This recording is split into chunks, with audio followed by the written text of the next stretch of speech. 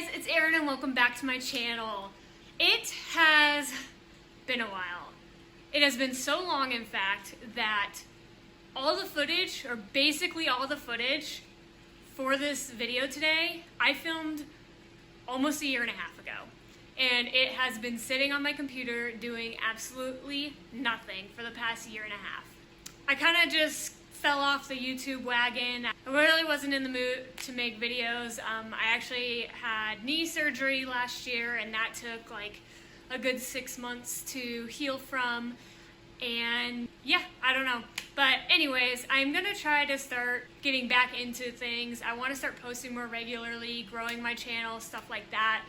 So like I said, the main content from this video I did film over a year ago.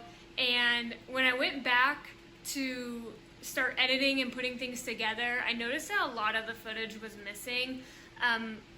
So I think I'm going to be able to do without it. A lot of things I'm just going to explain rather than like showing and talking over.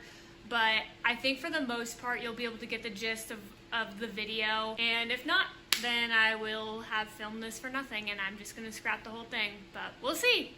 But anyways, to get to the main content of this video, today I'm going to be talking about setting up this guy right here. So this is a 20-gallon JBJ cube tank. I'll leave a link below of what I have. If you watched my All My Pets video, you'll know that I had a big 60-gallon saltwater tank, and we ended up actually downsizing and moving most of what was in that tank over to this. The reason why we downsized is we know that we are going to be moving soon, and we did move that 60-gallon tank once and it was a nightmare. And this next upcoming move is going to be a lot further than when we moved here to Denver. So we just knew that we wanted to just downgrade for right now until we get more settled into where we're going to be living next. So yeah, this video is going to be about setting up this tank as well as a little bit about how to move items from one tank to another, whether you're downsizing, upsizing, or doing whatever. So without further ado, let's get started. So like I said before, this is a JBJ 20-gallon cube tank. It only came with the filtration system and the tank itself. So we added a heater in the back. I couldn't tell you what we got. It was just whatever they had at the fish store. And then for the lighting, we did the AI Primes 16 HG is what it says on the box. Lighting is one of those things that I feel like the saltwater community cannot agree on what's best. But these were recommended by our fish store and we've been super happy with them. So we did buy those to add on. So basically we had to buy the tank, the lights, and the heater. I think our total after buying everything was about $500 or so. But yeah, so the first thing we did is we added the rocks to the tank. I actually brought these rocks over from our old tank. What I did was set them up how I wanted them outside of the tank first. The reasoning is at least for me, I feel like rocks are so difficult to get to stack exactly right. And you don't want anything to fall or drop anything and break the glass of your tank. So what I did off camera was I figured out what rocks I wanted to use from my old tank, kind of got them set up how I wanted them to be, and then transferred them over to the new tank. And the reason why I chose to set up the rocks first rather than putting sand first is if you do have any creatures or critters that live in the sand bed, like snails or any sort of burrowing fish, etc., you want to put the rocks in first, because if you put sand and then rocks on top, those animals can burrow underneath the rocks and cause them to collapse. And then the top rock of that little arch did have coral still stuck to it. It had some mushrooms growing on it. So I actually moved that back to my old tank. I just wanted to use it real quick so I could figure out how I wanted everything set up. And then I moved it back because obviously this tank is not cycled yet and I don't want to kill those mushrooms by either having them out of water too long or by putting them in a tank that is not quite cycled.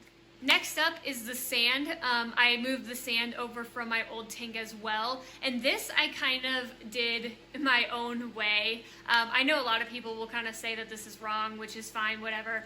I wanted to have a lot smoother, softer sand. My old tank, it was really rocky, and there's a lot of stuff in there like broken pieces of rock, old snail shells, and I don't know what else.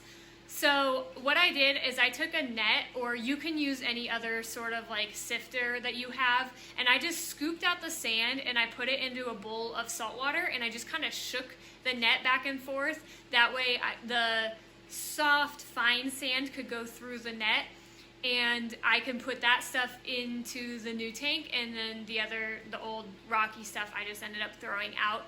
This also made me realize how dirty my sand bed was, so it kind of gave me a good opportunity to clean the sand. One thing to know though is this will cause an ammonia spike, so that's something that you want to be prepared for. I knew ahead of time that it was going to cause an ammonia spike because you are stirring up all that dirt and whatever other nastiness there is down there. So that's one reason why people say not to do that. It is recommended just to buy new sand, but honestly, I was prepared to handle that. I didn't want to have to buy new sand. It seemed wasteful to me. So that's what I did. And then after I sifted it, I collected it into a big 5-gallon bucket, and I moved it over into the new tank. And I just took handfuls of it and laid it out nicely. I did about a 1-inch layer along the bottom. You can make the sand bed as thick as you want. I just did 1 inch. That's my preference, and that worked best for me. So next up, we added the salt water. We ended up adding about 50% water from our old tank, and then 50% was new, freshly made salt water. You don't have a lot of beneficial bacteria that lives in the water, but there is some. So we wanted to add half and half just to help speed up the cycling process of the tank. And then next up, we just added some beneficial bacteria, which we just bought from the fish store, and added it in, and now we wait for a couple weeks for the tank to fully cycle. So after a tank cycled for a few weeks, I decided to move over my cleanup crew from my old tank to my new tank. I just ended up digging through the tank and finding as much as I could and putting them all together in a bowl. And then I moved them over to the new tank, and I acclimated the salinity of the water and the temperature of the water before I added them into the tank. And if you are starting a new saltwater tank, obviously, instead of moving the cleanup crew from one tank to the other, you can just go to the store and buy more. And then next up, we added our corals. For the corals, we acclimated them very similarly. We acclimated the salinity and the temperature before moving them into the tank. And I actually ended up doing a coral dip. So in that white bowl in the video, you might be able to tell that the water is just slightly tinted yellow. That's because I do have medication in there to help kill off any pests. We did have an issue with those little pest starfish in our old tank, and so I wanted to make sure that none of them stuck onto any of our coral. So I did dip everybody first, and then I dipped them into a container of clean, fresh salt water from the new tank, and then put them into the tank.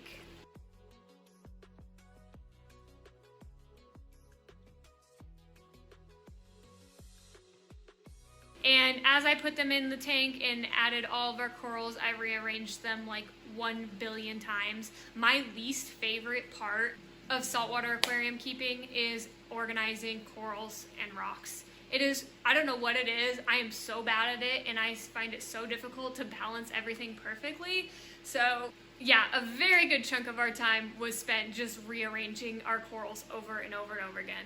And then finally, once everything in the tank was doing really well, the cleanup crew and the corals, I decided to add our fish, which is also very difficult. I had to catch our fish and then acclimate them to the new tank and then release them. But if you are setting up a new tank, obviously you don't have to worry about catching fish from an old tank. You can just go to the fish store and buy new ones. Oh, and also this is part that I either did not video or I lost the video footage of, so I'm sorry. But if you don't know how to acclimate fish, one super popular method is putting them into a 5-gallon bucket and then slowly streaming water from the old tank or from the new tank into the bucket so your fish can get used to the salinity levels and the temperature. We did try to make the temperature and salinity as close as possible between the two tanks, but there is always going to be somewhat of a slight difference, so that's something that you want to make sure that you plan for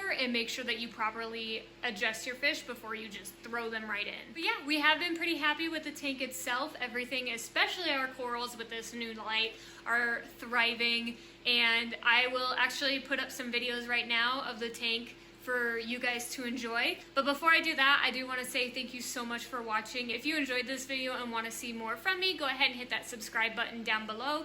And if you're feeling extra generous, go ahead and hit that like button. Thank you so much, and here's my tank.